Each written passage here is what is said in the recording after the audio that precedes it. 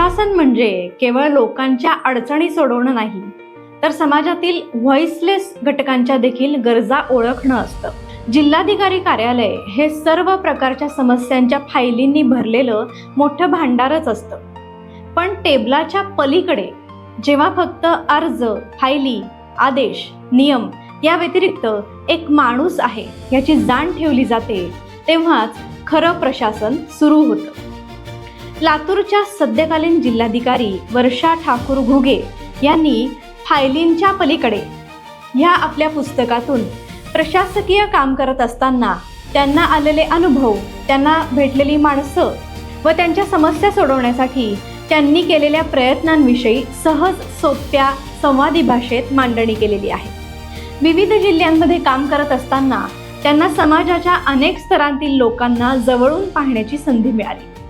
त्यांना हे जाणवलं की टेबलावर येणाऱ्या प्रत्येक फाईलच्या मागे एक चेहरा असतो.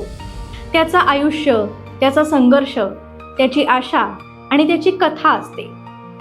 या पुस्तकातील कथा त्यांच्या अनुभवांतून जन्माला आल्या आहेत. यात अतिशय हृदयस्पर्शी आणि रंजक अशा प्रसंगांचं वर्णन केलेलं आहे. यातून एक संवेदनशील, सामाजिक भान असलेली, समाजातील तळागाळातील लोकांच्या समस्यांविषयी सक्रिय आत्मीयता असलेली प्रशासकीय अधिकारी दिसते. काही माणसं आपल्या आयुष्यात येतात आणि नकळत आपल्याला आयुष्य समजावून जातात.